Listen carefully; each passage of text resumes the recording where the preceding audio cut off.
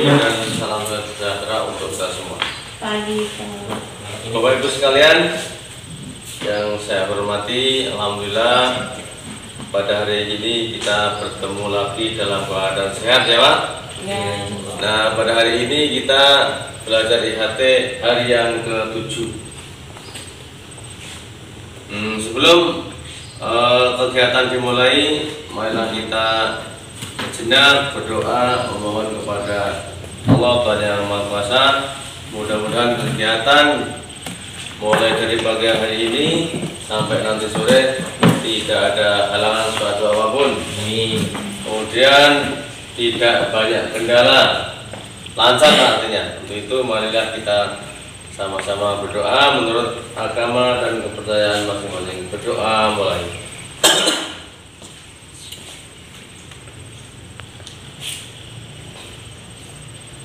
Berdoa selesai. Selanjutnya Bapak Ibu sekalian, saya sebelum ini nanti diteruskan oleh materi yang lain, kita awali dulu dengan menengok pelajaran kemarin. Yaitu kemarin kita belajar mengenai komponen kurikulum operasional di satuan pendidikan. Bagaimana Bapak Ibu sekalian? Dengan materi kemarin sudah paham semua belum? Sudah dibaca belum modulnya di rumah?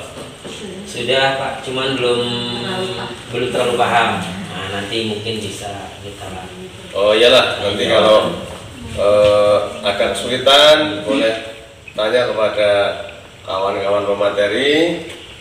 Jadi supaya dalam pelatihan ini benar-benar bisa memahami, karena nantinya kita akan diaplikasikan kepada murid-murid kita. Jadi 10 hari ini atau 9 hari ini kita manfaatkan waktunya sebenarnya untuk belajar. Kita sharing-sharing, berkolaborasi, kita berdiskusi dan sebagainya, supaya ada kendala-kendala baik mengenai di luringnya atau di daringnya, karena ada yang ahli. Alhamdulillah, jadi kita mudah-mudahan ada kepahaman nantinya. Baiklah Bapak Ibu sekalian, untuk mempersingkat waktu, nanti akan langsung disampaikan oleh pemateri selanjutnya, yaitu Putri Indah Yani. Waktu dan tempat saya persilakan. Terima kasih kepada Bapak Latif yang mana telah memberikan materi tentang komponen kurikulum satuan pendidikan. Nah, sekarang saya akan menyampaikan materi selanjutnya, yaitu pembelajaran orang dewasa. Pembelajaran orang dewasa yaitu pertama pengertian pembelajaran orang dewasa, yaitu andragogi dapat diartikan sebagai memimpin atau membimbing orang dewasa. Yang kedua yaitu teori pembelajaran orang dewasa menurut Knowles, di mana seni dan ilmu pembelajaran orang dewasa. Yang ketiga, karakteristik belajar orang dewasa. Yang pertama yaitu konsep diri, di mana kita sebagai orang dewasa yaitu memiliki konsep diri terhadap keputusan yang kita ambil. Nah, selanjutnya yaitu pengalaman. Orang dewasa memiliki pengalaman yang lebih banyak daripada anak-anak. Selanjutnya, kesiapan belajar pada saat kita dewasa, yaitu kesiapan untuk belajar semakin meningkat. Nah, jadi kita orang dewasa yaitu belajarnya sudah mengerti atau memahami apa yang mau kita pelajari. Nah, yang selanjutnya yaitu orientasi belajar berpusat pada masalah.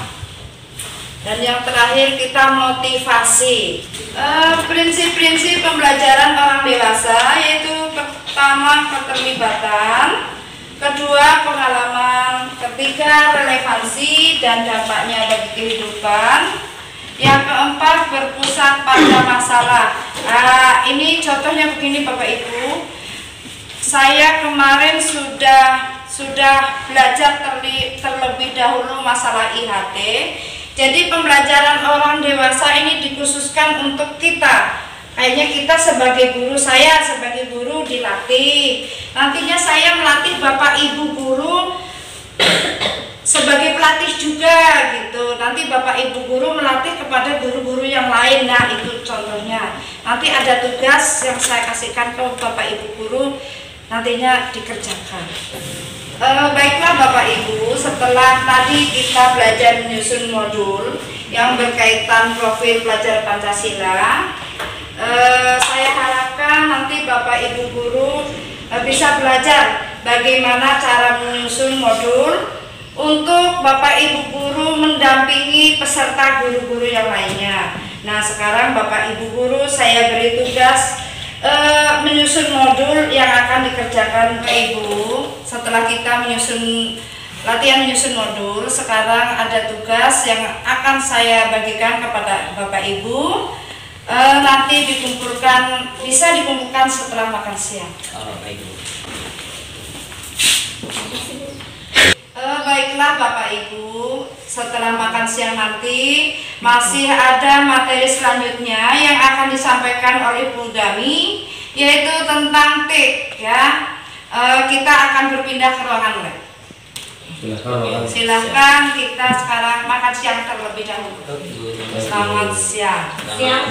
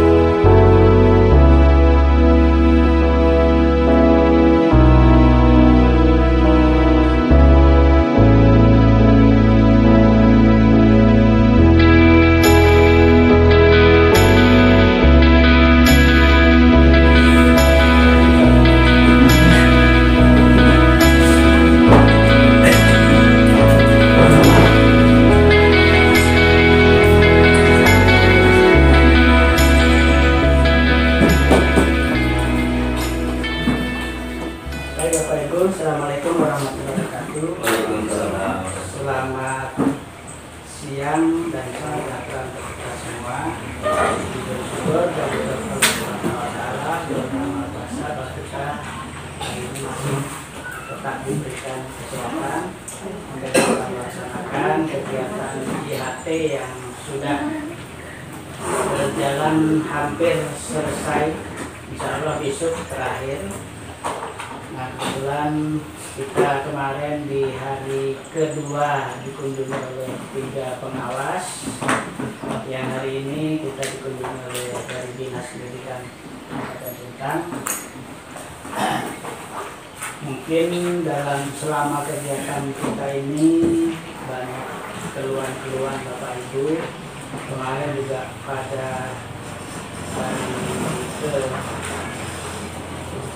hari hari kelima itu kita juga sudah diadakan Zoom dengan IN yang dipandu oleh Bapak Masum. Kita juga sudah menyampaikan permasalahan yang ada di kegiatan ini. Kemarin sudah saya kirim ke sana, beliau sudah menerima. Nah, hari ini kita sudah menjelang akhir dari kegiatan IHT yang pertama ini. Mungkin nanti ada keluhan-keluhan dari kawan-kawan kawan mungkin seperti apa sih mungkin yang sebenarnya dilakukan oleh kawan-kawan kita di daerah-daerah lain. Mungkin kawan sudah bertemu ke Pak Agus atau ke mungkin besok ke depan, mungkin ada masukan-masukan untuk kami di sini. Rencana nanti kalau memang sudah selesai kegiatan IHT ini, kami memang merencanakan untuk memperdalam ilmu tentang yang didapat dari IHT ini maupun dari Diklat. Ini kita perdalam lagi sehingga nanti apabila ke depan ada kegiatan entah itu IHT, entah itu Diklat lagi, mungkin paling tidak kami sedikit memahami gitu. Mungkin ada yang perlu disampaikan oleh Pak Ipan dulu lah.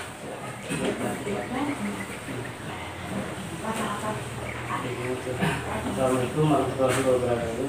Waalaikumsalam warahmatullahi wabarakatuh. Semangat Ibu ya. Terakhir kalau Iya, lumayan lah.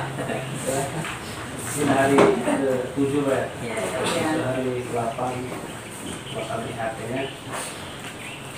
Kira-kira kita sharing aja Bu ya. Biar tidak terlalu sharing selama kegiatan kan bakal yang dihadapi dalam IHT ini supaya bisa ada perubahan depannya. Karena di sekolah ini hanya 2 sekolah yang sekolah penggerak. Itu juga sama SD1 salah. Kemudian ada beberapa sekolah yang nggak tahu, cuma hanya 2 yang lolos. Hanya 2 sekolah yang masuk. Kemarin pun pas seleksi juga lumayan ribut Pak seleksinya. Dari pusat pun awal kan dinas ambil adil dalam serkem berkelan, cuman langsung ke depannya pusat langsung menentukan serkem itu. Karena kan yang lebih tahu kan sekolah.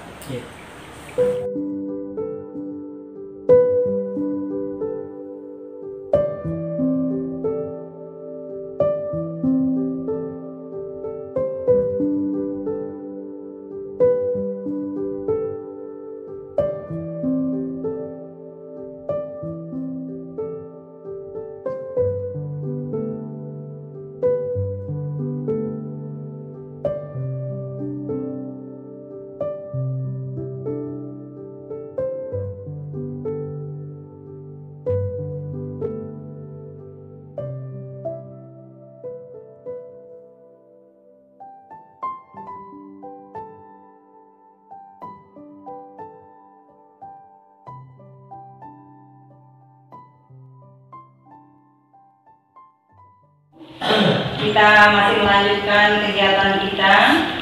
Pada hari ke-7 ini kita melanjutkan materi tentang literasi digital, di mana nanti kita akan melihat tentang komponen perangkat TIK. Jika penyampaian ini masih ada kekurangan atau kejanggalan, ya mohon nanti Bapak Ibu bisa mengerti, mohon dimengerti lah Bapak Ibu ya. Namanya saya juga masih belajar. Untuk komponen perangkat TIK, Bapak Ibu bisa melihat ini dan lingkungannya. Lihat sama-sama.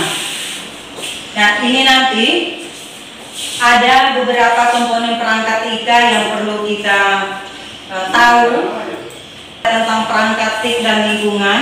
Kemudian ada alamat, identitas dan akun. Ada nanti perangkat TIK yang digunakan pada platform teknologi sekolah penggerak. Kemudian ada tentang produk, platform teknologi, aplikasi, dan cara mengoperasikannya. Lalu yang berikutnya ada mengaktifkan akun belajar. Seperti inilah yang kami dapatkan kemarin di pelatihan yang kami daring. Agak berbeda dengan luring seperti kita tatap muka ini, kita bisa belajar langsung atau praktek langsung. Kebetulan di sekolah kita ini juga sudah lumayan lengkap alat-alatnya, yang mudah-mudahan nanti kita bisa menguasainya satu persatu. Nah, ini yang B itu ada alamat, identitas dan akun. Ini sepertinya ada di antara kita. Mungkin Pak Nahadi bisa membantu saya bagaimana menjelaskan ini, mulainya dari mana tentang alamat, identitas dan akun ini. Bagaimana? Mungkin Pak Nahadi bisa membantu saya untuk menjelaskannya. Mungkin di sini Pak Nahadi, biar ini kan ada. Sini. Oke. Baik, terima kasih Bu atas kesempatan yang diberikan kepada saya. Mohon maaf, izin kawan-kawan, di sini saya bukan menggurui, kita berbagi saja. Kita sharing apa yang bisa kita sampaikan, apa yang bisa kita terima. Nah, yang dimaksud di sini alamat, identitas dan akun. Alamat yang di sini adalah alamat server maksudnya Bu, termasuk alamat IP, identitas protokol. Artinya kalau sebuah alat seperti komputer, laptop, HP dan sebagainya itu mempunyai IP, tulisannya IP, itu adalah alamatnya. Nah, alamat itu untuk menunjukkan di mana posisi keberadaan barang tersebut. Sehingga kalau kita mau membuat sesuatu, mengupload sesuatu, memposting sesuatu di media sosial, itu sudah ketahuan alamat kita di mana dari alamat IP itu. Nah, kemudian identitas itu biasanya dia kalau dalam website itu home, misalnya sch.id dan sebagainya, domain juga itu termasuk identitas. Kemudian akun itu adalah sebuah alat yang digunakan untuk masuk. Akun itu kalau dalam rumah ibaratnya kunci rumah. Nah, kunci rumah bisa berbentuk email. Email itu bisa Gmail, bisa Yahoo, atau bahkan sekarang kita memiliki untuk SD kita bisa dari Microsoft. Jadi Microsoft itu juga sudah ada akun yang bisa kita manfaatkan. Jadi intinya kalau di dalam kegiatan pembelajaran baik itu secara daring atau online, itu ada 3 hal yang harus diperhatikan. Kalau saya lihat di skemanya itu ya. Nah, itu ada alamat, yaitu alamat server atau alamat pengakses alat ini. Kemudian identitas ya seperti domain, seperti website dan sebagainya.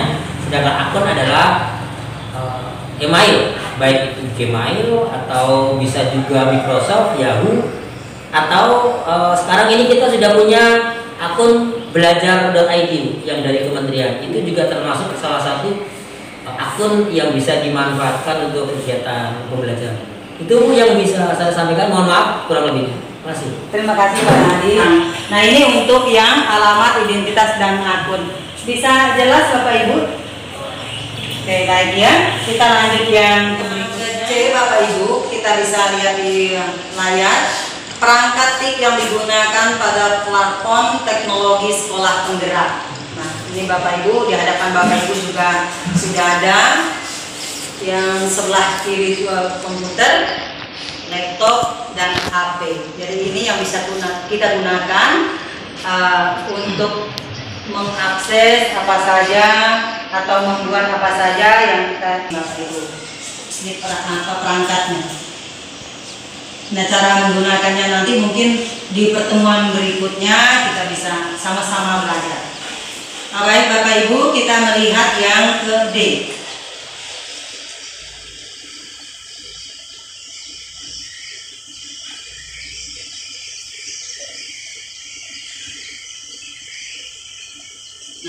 Yang D ini mendapatkan produk-produk platform teknologi atau aplikasinya, tetapi kesulitan bagi kita untuk mengoperasikannya. Karena saya sendiri juga merasakan bahwa sulit sekali untuk mengoperasikan alat-alat teknologi ini. Nah, tetapi Bapak Ibu, intinya kalau kita ingin maju, tentu saja kita harus belajar. Kalau kita tidak bisa belajar sendiri, kita bisa belajar bersama-sama. Betul nggak Pak Latif? Oke, seperti itu. Jadi ini Bapak Ibu. Nah, bagaimana kita mengoperasikannya? Tentu kita harus ada yang membantu. Lalu kita melihat ke yang C. Untuk penjelasan lebih detailnya nanti bisa Bapak Ibu melihat di ini ya, di filenya. Untuk yang E, nah ini yang paling penting Bapak Ibu, mengaktifasi akun belajar ini.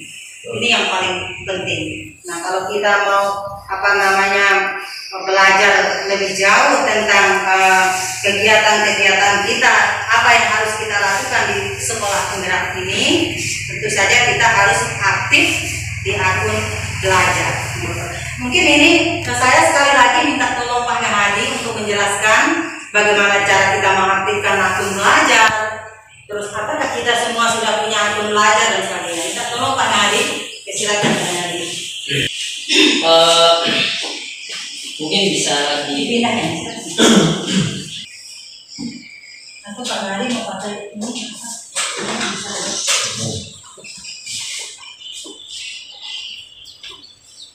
Kepada pemateri yang sudah memberikan kesempatan kepada saya untuk saling berbagi.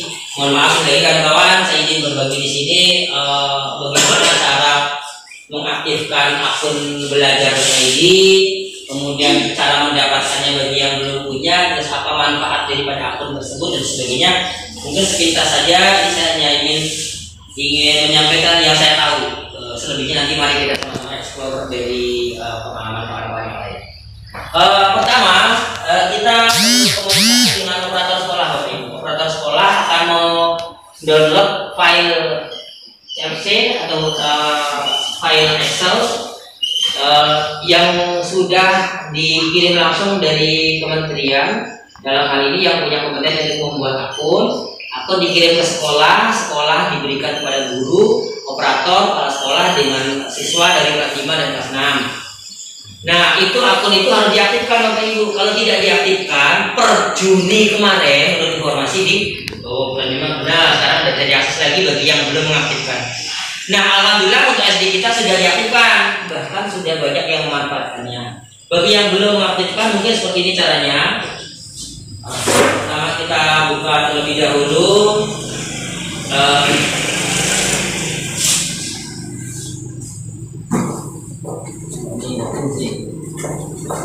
Kita miliki juga adalah jaringan internet. Jaringan internet dengan ciri-ciri kalau kita sudah bisa mengakses Chrome, biasanya internetnya sudah aktif. Setelah kita punya jaringan internet, kita buka Chrome.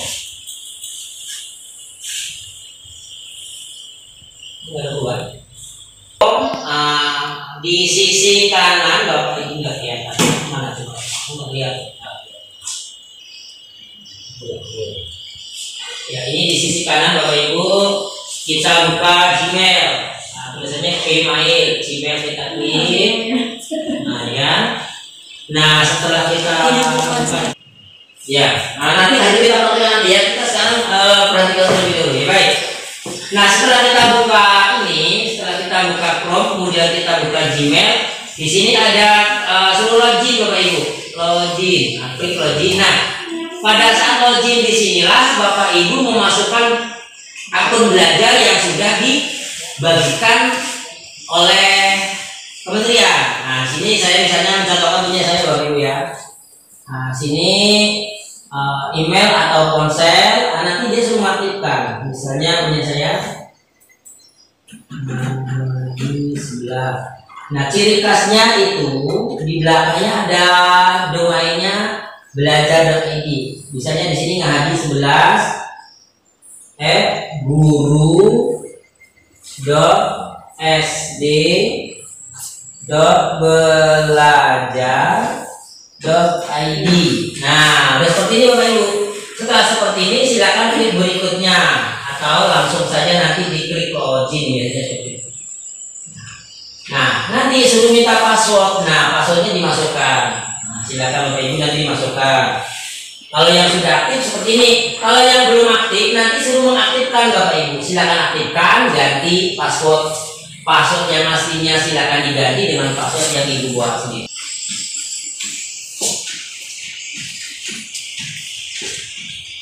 Nah, masukkan password kan. Nah, setelah masukkan password, kita klik berikutnya. Begitulah kita kurang lebih Bapak Ibu.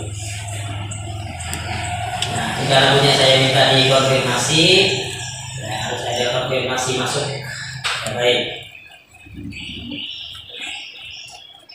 Bentar Bapak Ibu ya. Oke.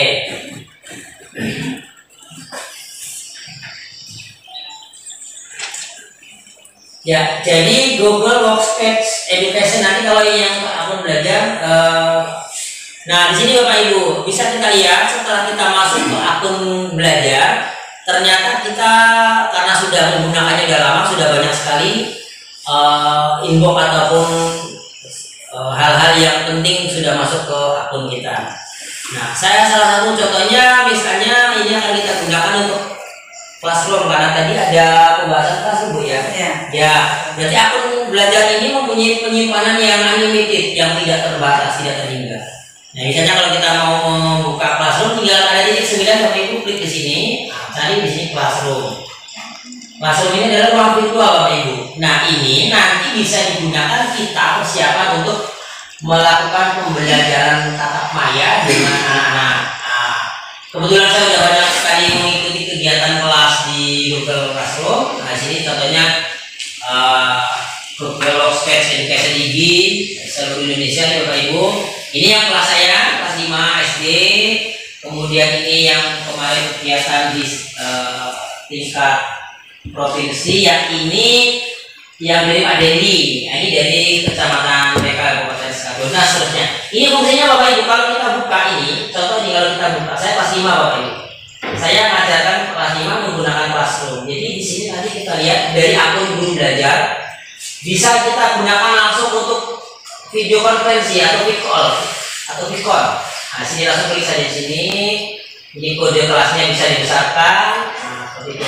Kalau ini membagikan pada dan masih banyak sekali fungsi lain Bapak Ibu nanti bisa dieksplor sendiri. Intinya bahwa yang dimaksud pada Ibu materi bahwa manfaat akun belajar guru.id sangat besar sekali, mempunyai penyimpanan yang tidak terbatas dan sia-sia kalau tidak digunakan. Mungkin itu saja Bu yang bisa saya sampaikan. Selanjutnya kembali saya serahkan kepada Ibu. Mohon maaf kurang lebihnya. Terima kasih. Terima kasih Pak Hadi. Jadi bahwa Pak Hadi ini memang lebih duluan untuk mengakses daripada akun belajar yang ada dari bertanya kepada Bapak Ibu. Apakah Bapak Ibu semua sudah memiliki akun belajar? Sudah Bu. Nah, ini berarti sudah punya semua, berarti akan lebih mudah untuk kita belajar selanjutnya ya. Misalnya untuk buat absen dan seperti Pak Hadi tadi, untuk Classroom-nya itu kita masuk ke Classroom bisa buat absen, bisa mengajak anak-anak belajar melalui YouTube ya Pak Hadi dan sebagainya. Itu intinya Bapak Ibu. Nah, baik Bapak Ibu, karena ini merupakan tuntutan teknologi, jadi karena kita tadi belajarnya menggunakan Classroom, nah tentu saja untuk kita mengakses daripada akun belajar sekolah penggerak, tentu saja kita harus menggunakan peralatan atau perangkat yang memadai. Nah, seperti apa perangkat yang memadai? Mungkin saya minta tolong lagi Pak Hadi, tolong jelaskan lagi spek yang bagaimana kan supaya peserta ini lebih paham Pak. Oke Bu. Siap. Baik, terima kasih Bu pemateri dan kawan-kawan. Mohon maaf izin share untuk perangkat yang dituntut di dalam kegiatan sekolah penggerak ini lumayan tinggi speknya ataupun kemampuan peralatannya seperti di sini. Misalnya komputer laptop sistemnya harus Windows 10 minimal. Kemudian versinya atau edisi OS-nya 8 misalnya. Kemudian prosesornya misalnya minimal Core i3 atau RAM-nya 4 GB dan sebagainya. Nah, untuk mengetahui ini semua, caranya seperti ini Bapak Ibu. Kalau kita mau membeli laptop nanti, silakan nanti bisa keluarkan dulu ya. Nanti kalau kita ingin membeli laptop atau komputer supaya mampu untuk melaksanakan kegiatan ini di sekolah penggerak, karena perlu spek alat yang bagus seperti ini Bapak Ibu. Sebelum kita bayar, kita cek dulu di sini. Pertama kita buka di bagian window bawahnya ada set. Ya. Nah, ini di sini Bapak Ibu. Klik di sini ada gambar bendera. Ini terlalu kecil, saya tunjuk saja Bapak Ibu. Nah, ini nanti diklik di sini Bapak Ibu ya. Nah, di situ klik, baru diketik Bapak Ibu. Sistem informasi. Sistem informasi. Boleh Bapak Ibu dicoba di komputer Bapak Ibu. Nah, setelah klik sistem informasi, ayo, oke ya? Oke yuk, siap Ibu. Kamu? Udah, mulai yuk kita publikkan mulai. Nah, baik Bapak Ibu, setelah kita ketik sistem, dia nanti akan nongol. Nah, di sini sistem information. Nah, klik di sini Bapak Ibu. Di situ nanti kita akan mengetahui spek daripada alat ini. Sistem. Nah, iya. Nah, ini dia Bapak Ibu. Nah, udah ya. Udah itu di atasnya ada situ udah. Ya. Nah, di sini Bapak Ibu tahu alat punya kita ini RAM-nya berapa? Di sini kita lihat Bapak Ibu. Cari tulisan RAM Bapak Ibu. RAM, memori keluar. RAM. Nah, ini 4 GB. Ini sudah 4 GB, sudah memenuhi syarat karena memang ini kemarin kita beli memang minta yang 4 GB RAM-nya. Nah, punya Ibu dari itu kan? Oke. Nah, ini Bapak Ibu, maaf. RAM 2. Nih Bapak Ibu. Nih, RAM, ada tulisan RAM. Nah, iya. Nah, sistem yang digunakan minimal di sini ini Windows 10 Bapak Ibu. Di sini Windows 10. Dilihat Bapak Ibu punya Bapak Ibu Windows 7 kalau tidak salah ini. Ya kan? Nah, di atas sendiri Bapak Ibu. OS name, ya. Nah, OS name itu Microsoft Windows 7 Unlimited kalau yang ini. Nih, ini masih Windows 7 Bapak Ibu. Yang seharusnya minimal Windows 10. Maka nanti setelah kegiatan hari ini menurut informasi dari sekolah akan kita install jadi Windows 10. Baik, terima kasih. Gimana Bu? Masih dilanjutkan? Lanjutkan Pak. Oke, baik. Itu. Baik, terima kasih. Mohon maaf kawan-kawan, saya bukan mengguru ini, kita berbagi saja ya. Kita berbagi saja supaya program sekolah penggerak ini bisa sukses ke depannya, sama-sama kita bergerak. Oke. Baik kawan-kawan, setelah tadi kita mencoba melihat ini, mohon maaf langsung saja sesinya. Setelah kita melihat spesifikasi dari komputer tadi, caranya dengan laptop ini caranya sama tadi dengan cara ini Bapak Ibu ya, dengan cara klik di sini, ketik sistem informasi, nanti ketahuan semua apa-apa situ. Nah, kemudian yang kedua adalah ini cara mengetahui spek HP yang support juga untuk kegiatan sekolah pembelajaran atau sekolah penggerak. Nah, caranya begini, karena ini saya tidak bisa berbagi layar karena alatnya ada kendala, mohon maaf. Jadi ini saya sebutin aja sambil praktekkan pelan-pelan aja. Untuk mengetahui spek dari HP kita begini Bapak Ibu. Kita lihat tergantung dari HP-nya. Tapi yang jelas kita lihat di setting atau pengaturan. Setting, setelah setting nanti cari tentang ponsel Bapak Ibu. Klik tentang ponsel, gampang banget ini. Mana tuh? Tentang ponsel. Kalau bahasa Inggris mungkin about ponsel Bapak Ibu ya. Mana ponsel?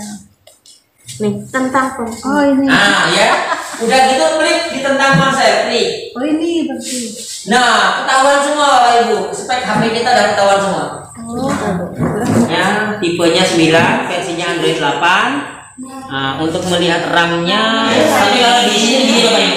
Nah, lihat 4 GB. iya, ada. Ini sudah memenuhi syarat, Bu. Jadi sudah untuk menginstal Zoom sudah bisa, untuk menginstal Google Classroom sudah bisa. Jadi kurang lebih mungkin itu. Kalau sini kalau tentang konten nomor. Kita kalau mau beli lihat itu, setelah memenuhi syarat kita beli, biar nanti bisa digunakan untuk kegiatan pembelajaran kedepannya. Karena nanti menurut informasi dari Ibu pemateri tadi, ke depan nanti kita menggunakan Classroom, menggunakan Google Meeting, kemudian menggunakan LMS yang lain, Microsoft dan sebagainya. Jadi kalau speknya pas-pasan, atau kalau orang bilang HP-nya HP kentang, itu nanti susah, jadi panas dan tidak bisa untuk bekerja. Mungkin itu saja, Bu. Mohon maaf kurang lebihnya, dan saya akhiri. Assalamualaikum warahmatullahi wabarakatuh. Kembalikan kepada Ibu. Itu tadi Bapak Ibu, menarik sekali ya. Jadi dari kita yang nggak tahu cara mencari RAM-nya bagaimana, di mana, jadi tadi dengan dipraktekkan oleh Pak Hadi, jadi kita jadi tahu. Jadi kalau mau beli HP, tentu saja kita harus melihat Ya, speknya itu. Nah, jadi seperti itu Bapak Ibu. Kalau dulu kita beli HP hanya asal beli, yang penting bisa WA, bisa telepon. Tapi karena kita ini dituntut oleh teknologi, jadi kalau kita mau beli HP, beli laptop, beli komputer, tentu saja kita harus memperhatikan speknya dulu yang pertama. Oke, baik Bapak Ibu. Mungkin ada yang ingin diperjelas tentang ini? Cukup ya? Oke. Baik Bapak Ibu, mungkin kalau masalah alat kita sudah mengenal tentang alat-alat ini, mungkin hanya ini yang bisa kita sampaikan untuk pertemuan hari ke-8 ini, hari ke-7 ini, hari ke-7 ya. Jadi besok masih ada Ibu ya? Ya, baik. rasanya ingin cepat selesai karena sampai salah sebut hari ke-8. Jadi kita masih ada tersisa hari besok untuk kita lebih menguasai lagi apa yang kita dapat selama 7 hari. Mudah-mudahan besok kita juga masih bisa melanjutkan kegiatan hari ini dengan kondisi badan yang masih sehat. Ya, semoga ya Bapak Ibu. Baik Bapak Ibu, mungkin ini pertemuan yang terakhir kita pada hari ini. Ya, mudah-mudahan kita juga selalu diberikan semangat agar kita bisa melanjutkan apa yang kita dapat ini kepada yang lainnya. Untuk mengakhiri kegiatan kita pada hari ke-7 ini, marilah kita akhiri dengan doa. Berdoa mulai. Berdoa selesai. Terima kasih Bapak Ibu, selamat sore. Terima kasih Bu, selamat sore.